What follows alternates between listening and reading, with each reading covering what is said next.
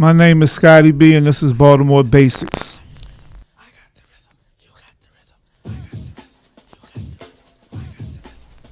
I found music as a child in the bedroom, really like going to sleep at night. A lot of times, and I had an old radio, and I just used to have a couple stations, and it was an AM only, you know. And I remember Strawberry Letter 23 being one of my favorite records. I was about 8. And even before that, I remember when the Jackson 5, when ABC and them records first came out, that they were just big records. I mean, I was a little kid, but I already had like favorite songs, you know, and it was just, I kind of like did it myself. My dad was a singer when he was young, but he had me when he was old, so we didn't really connect on music so much. I mean, he liked Ella Fitzgerald, and my mother was way younger than him, so she liked Mama Cass or whoever. And as I got a little bit, you know, I was, like I said, I was in my bedroom just listening to music, and I would cut school a lot and sit home and want to listen, just bounce around from 1400 to EBB to the V103 in its early days, and WSID. I don't know, a lot of people don't even know what that is.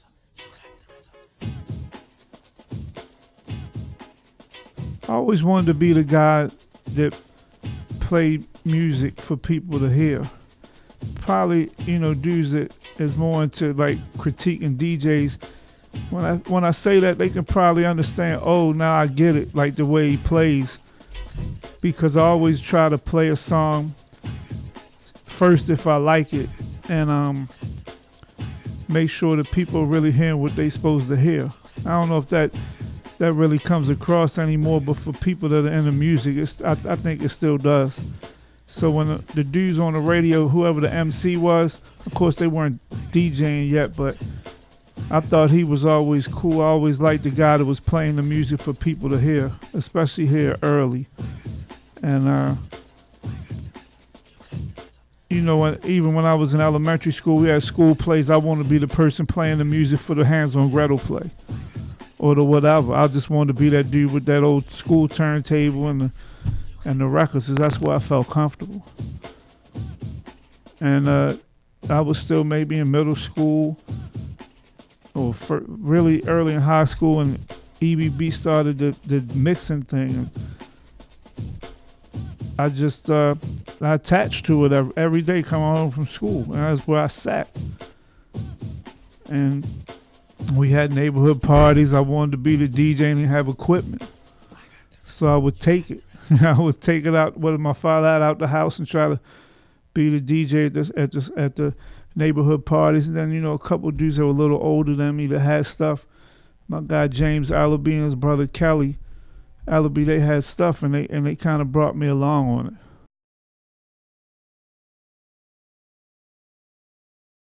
My first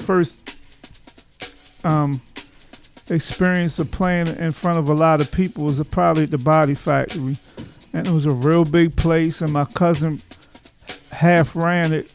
He used to be at the door, and he managed it some, and they tried to make it it opened the same time Fantasy did. And Fantasy, they both were trying to be the same thing, but Fantasy was doing it, of course, right. And the Body Factory wasn't in a geographical, basically, position to do what they were doing, so they ended up turning into a hip-hop club. And Wild Style was the DJ, rest in peace, DJ Wild Style. He was the DJ, and he was on EBB, and he was with Mr. Magic, and he was at Metro Stereo, so he was that guy. And you know, he wanted to break here and there, and I was doing the lights. I was trying to be security because I was too small.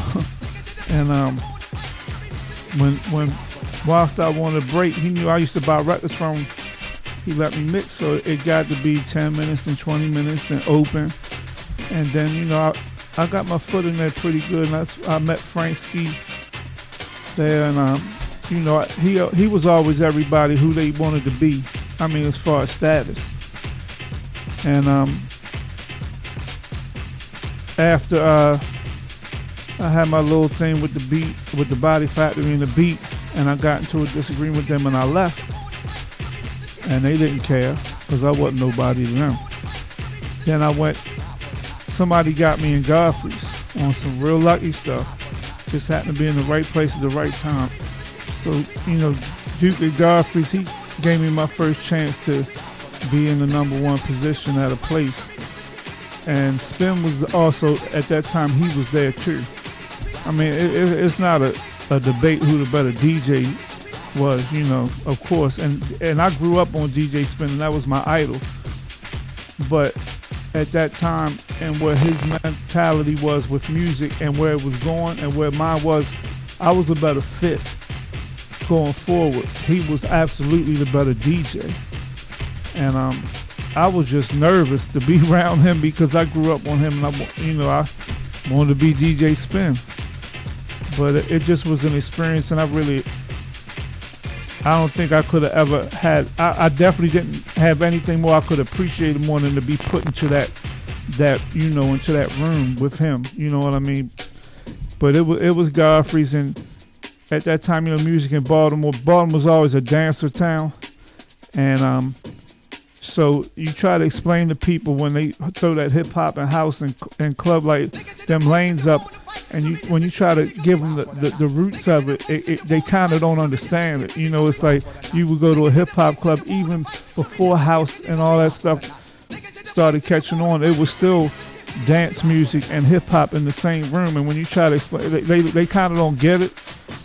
And but I think that was always the fun in being from Baltimore. Like musically, it was always a great time and a great place if you like music to be, because everybody liked hip hop, everybody liked house, everybody liked whatever the club and dance music, even Euro stuff. And it was always, if you like music, Baltimore was where you wanted to be.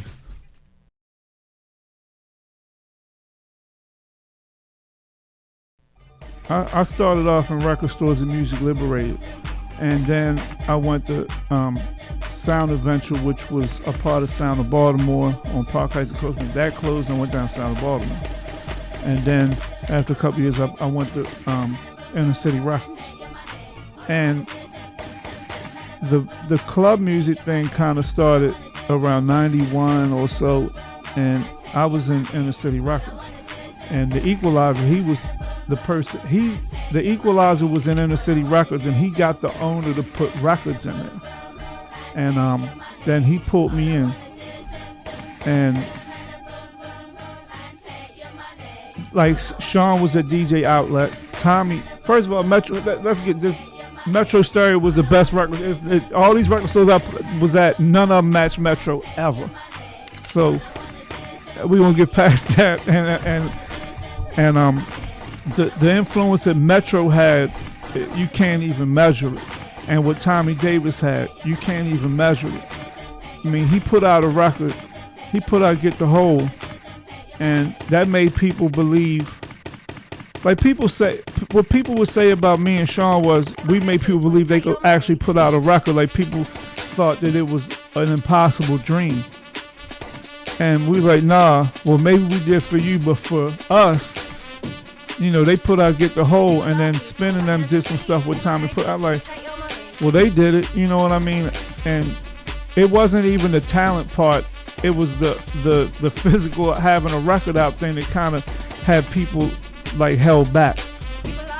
And once we, of course we were pushing our own records, and, we were playing in clubs and coming back to the store, and people saying, what was the record you played, here and there. And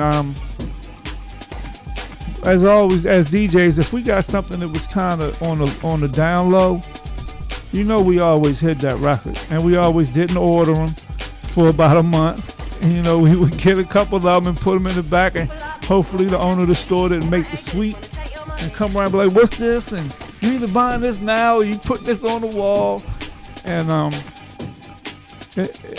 it's just way different now. I remember Wu-Tang came in not them, but the record came in the store, and it was on such a small label, and it was a good song, Protect Your Neck. And we ordered from a small distributor, Pearl, and they were like, first I ordered 2, and I like that, I'm gonna order 10 more, right? Because this was at the time when hip hop was starting to be niche in a way, right? And it was club and house. So I said, you know, give me 10 more, right? It didn't matter if people bought it or not. It wasn't gonna be something that's gonna make or break me in the club that weekend.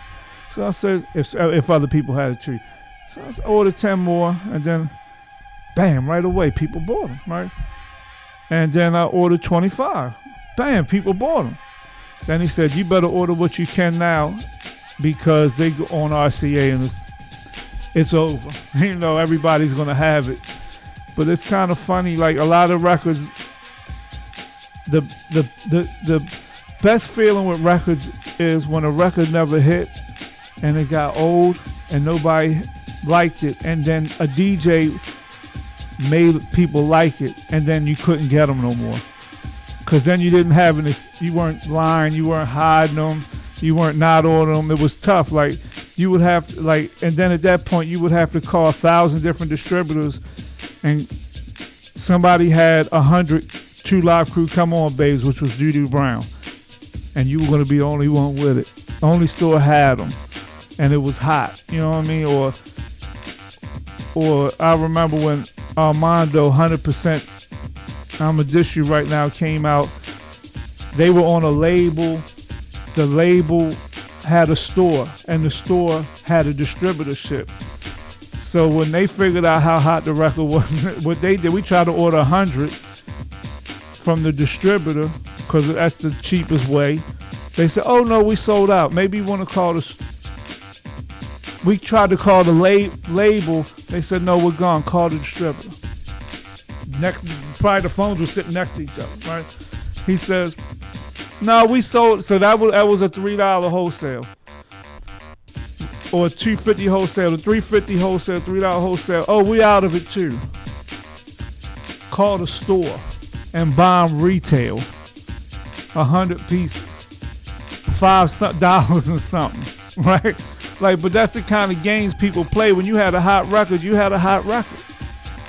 And, you know, people bought imports. Imports was expensive. I didn't ever really care how much a record was. If people needed to hear it and I needed to have it, I was paying for it or putting it in the cover with something else and taking it or doing whatever.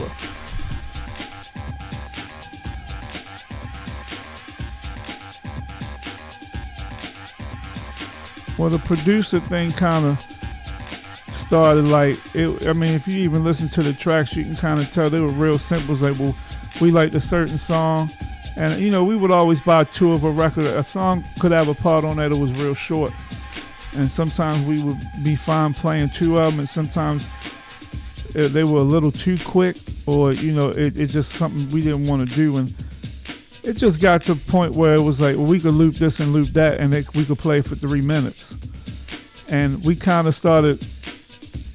We had been playing for a while. We kind of figured we weren't just like a part of the music trend that was going. We were kind of setting it by what we were playing. So we had confidence in ourselves that if we made something, we knew exactly what it needed to be to work on that floor this Friday night down Fantasy. It was a point where that we thought it was kind of us more than we were riding with it. And you know, a lot of the DJs started taking that cue because they were right. You know what I mean? Like Technique was doing it real early, you know, and we were doing it. Mike, you know, he was part of it. I mean, it's just like you. I mean, Mike was at all the parties too when he was playing. And you know, whoever else was DJing around, they started catching on to that too because they were right. We were pushing into a sound for a lot of it got to do with a certain music and a certain person.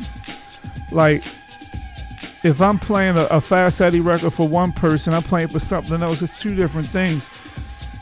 So we were playing Euro records for people that I don't like to say they weren't made for, but it's just a different aesthetic. You know what I mean? So we saw it different and we heard it different. And you know, if you ever talk to the guy from Strictly Rhythm, he'll tell you all the records they were buying Baltimore, they were absolute flops for Strictly Rhythm, but they did numbers in Baltimore, not Follow Me and stuff like that, but like Rhythm Warfare and Double Impact. and those kind of records, they absolutely were flops for some of these labels outside of Baltimore, but inside of Baltimore they were big records and they couldn't figure it out. And around that time, anybody to tell you when they tried to promote anything, it could have been sodas or T-shirts or anything.